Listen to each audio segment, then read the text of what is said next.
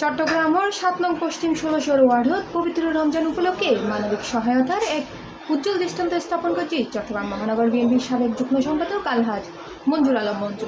সম্মানিত চট্টগ্রাম মহানগর বিএনপির সাবেক যুগ্ম সম্পাদক মঞ্জুর আলম মঞ্জু ভাই। ফিরবি মসজিদের সামনে আয়োজিত এক অনুষ্ঠানে আলীনগর, নবীনগর, হামজারবাগ কলোনি ও বাস্তুহারা এলাকার সুবিধাবঞ্চিত মানুষের মধ্যে ইফতার ও সেহরি সামগ্রী বিতরণ করা হয়। আলহাজ মঞ্জুর আলম মঞ্জুর ব্যক্তিগত উদ্যোগে আয়োজিত এই কর্মসূচিতে এলাকার অসহায় মানুষের মুখে হাসি ফুটে ওঠে।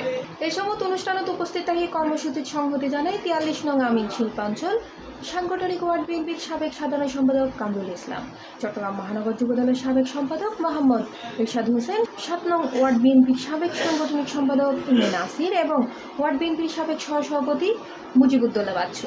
বিগত ১৭ বছর আমরা বিভিন্ন কারণে রাষ্ট্রীয় অব্যবস্থাপনার পরিপ্রেক্ষিতে আমরা জনগণের সম্মুখে আসতে পারি নাই।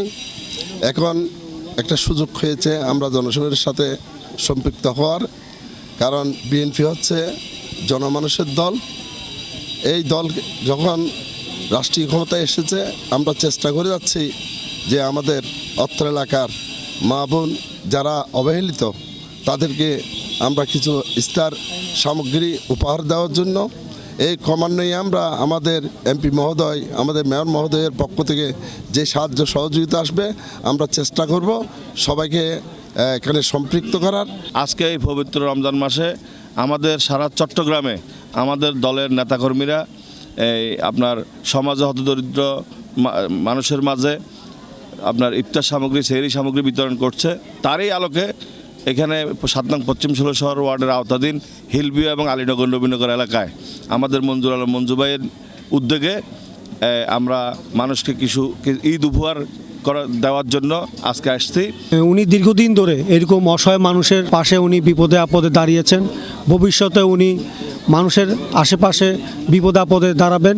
এছাড়া আরও উপস্থিত আছেন বিএনপির নেতা জাহাঙ্গীর আলম, মহানগর স্বেচ্ছাসেবক দলের সদস্য মোহাম্মদ জসিম, বিএনপি নেতা শানু সহ আরও কেউ। এছাড়াও স্থানীয় অঙ্গ সংগঠনের নেতৃবৃন্দ উপস্থিত আছে। মানবিক এই উদ্যোগে স্বাগত জানিয়ে স্থানীয় এলাকাবাসী। C plus TV, Chittagong.